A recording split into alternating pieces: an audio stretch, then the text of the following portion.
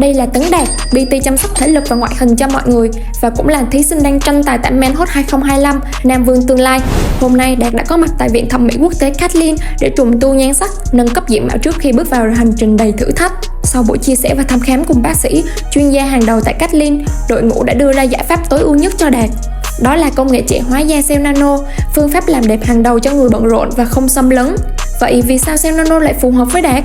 Với lịch trình cực kỳ bận rộn của Đạt, không có thời gian chăm sóc da thường xuyên, dấu hiệu lão hóa bắt đầu lộ rõ hơn mỗi ngày, xuất hiện nhiều vết nhăn, da thiếu sức sống, cần phục hồi nhanh để xuất hiện với phiên bản tốt nhất.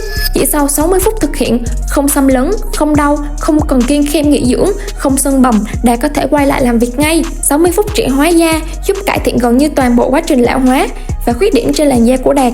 Giờ thì Đạt đã sẵn sàng cho cuộc thi sắp tới. Hãy chào đón phiên bản nâng cấp, phiên bản Nam Vương 2025 của Đạt nhé!